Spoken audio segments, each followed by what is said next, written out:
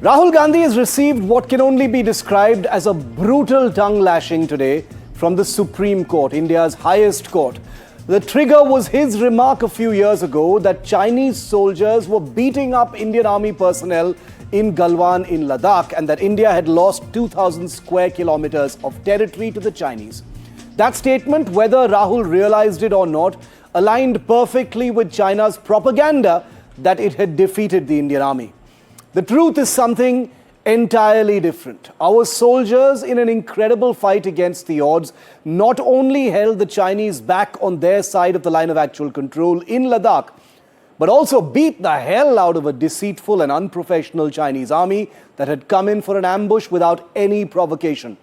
You can ask me personally, I literally wrote a first-hand account of the clash, the only journalist so far to speak to the soldiers who were involved in that fight with the Chinese. Today, the Supreme Court asked Rahul point blank, when there is a conflict across the border, is it unusual to have casualties on either side? That one question was a reality check and a reminder that national security is not a playground for reckless political one-upmanship.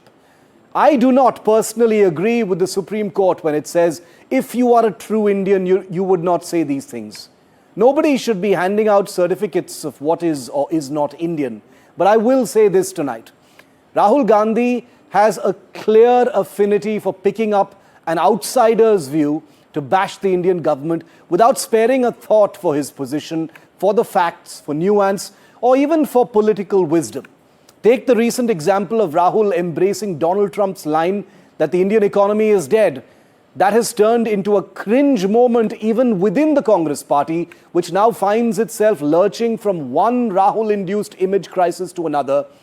Instead of building his own political weaponry against the government, Rahul seems constantly distracted by what India's foreign adversaries and vested interests have to say. On Galwan, his view aligns with China. On the economy, it aligns with Trump, and we know how he feels about India.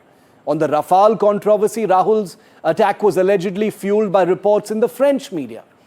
As leader of the opposition, Rahul's responsibility is not to behave like a campus rebel, say his critics, who enjoys scoring quick points without thinking through the consequences or how he looks.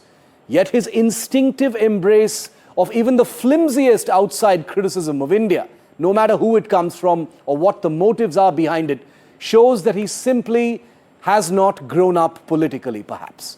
The damage is not just to him. His party is left to clean up the mess he leaves behind every one of those mindless Modi-bashing missions. At a time when there's more than enough weaponry to attack this government with, believe me, there is, Rahul Gandhi's bungled choice of issues only distracts and dilutes from the genuine dissent and opposition to government policies that this country needs. This time, he heard it straight from the highest court in the land.